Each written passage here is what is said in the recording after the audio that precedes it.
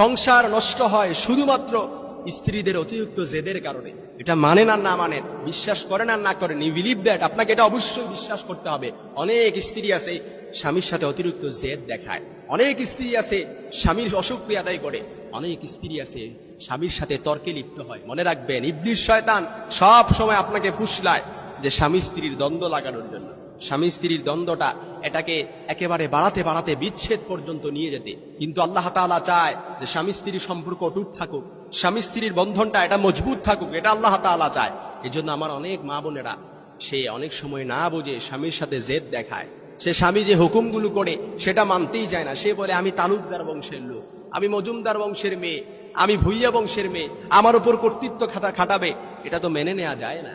কিন্তু আপনাকে এটা বুঝতে হবে, কোরআনে আল্লাহ তাআলা বলেছেন আর রিজালু কাওয়ামুনা আলান নিসা, আপনার উপর আপনার স্বামীকে অভিভাবক হিসেবে স্বয়ং আল্লাহ তাআলাই পাঠিয়েছেন। আপনার উপর কর্তৃত্ব আপনার স্বামীকে এটা স্বয়ং আল্লাহ তাআলা দিয়েছেন। এই জন্য স্বামী যে হুকুমগুলো করবে আপনি এটা হয়তো প্রথমত আপনার মানতে কষ্ট হবে, কিন্তু এই অভ্যস্তটা আপনাকে করতে হবে, এটা আপনাকে মানতে হবে। কারণ আপনি বুঝতে হবে যে আপনার অভিভাবক হচ্ছে আপনার স্বামী। অনেক স্ত্রী স্বামীকে অভিভাবক সে মানতে যায় না। অনেক স্ত্রী স্বামীতে তার কর্তৃত্ব সেটা বুঝতে চায় না। কিন্তু আল্লাহ বলেছেন, ও নারীরা, তুমি যদি জান্নাতে যাও, রাসূল স্বয়ং রাসূলের হাদিস, জান্নাতে যাও 4টা পয়েন্টের একটা পয়েন্ট হচ্ছে আতাআত বালাহা, স্বামীর আনুগত্য। স্বামীর আনুগত্য ছাড়া আপনি জান্নাতে যেতে পারবেন না। আপনি স্ত্রী স্বামীর উপর ডমিনেট করবেন আর আপনি জান্নাতে যাবেন, এটা তো হতেই পারে না। কারণ জান্নাত আল্লাহ তাআলা তৈরি করেছেন, এটা হচ্ছে জান্নাত হচ্ছে সাম্প্রদায়িক জায়গা যেখানে ইমানদার নারী পুরুষরা অবস্থান করবে।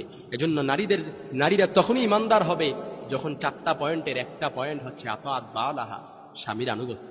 স্বামীর আনুগত্য করেন বোন। আপনি বুঝতেছেন না, এখন স্বামীর সংসার করতেছেন, আপনি ভাবতেছেন যে এই স্বামীর সংসার আমি করব, এই স্বামীর সাথে বিয়ে হয়ে তো আমার জীবনটাই শেষ হয়ে গেল। এই স্বামীকে বিয়ে করে আমি আমার জীবনটাই নষ্ট করে দিয়েছি। কত সুন্দরী ছিলাম, কত রূপবতী ছিলাম, অথচ মা বাবা বিয়ে দিছে কোথায় আমাকে এসে। আহা বোন, আপনি জানেন না এই জোড়াটা আপনার স্বামীকে এটা আল্লাহ তাআলা নির্ধারণ করে আপনার কাছে, আপনার স্বামীকে আপনার কাছে পাঠিয়েছেন এবং আপনাকে আপনার স্বামীর কাছে পাঠিয়েছেন।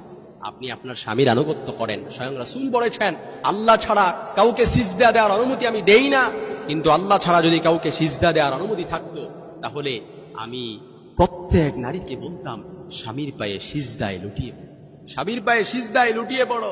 কারণ যে সকল স্ত্রীরা স্বামী পাইছেন, আপনি একটা হীরার টুকরা পাইছেন, আপনি একটা জান্নাত পাইছেন, আপনি একটা জান্নাতের টুকরা পাইছেন, এটাকে কদর করেন। জান্নাতে যাওয়ার জন্য স্বামীর আনুগত্যই যথেষ্ট। যে স্ত্রীর প্রতি তার স্বামী সন্তুষ্ট না, ওই স্ত্রীর প্রতি আল্লাহ তাআলা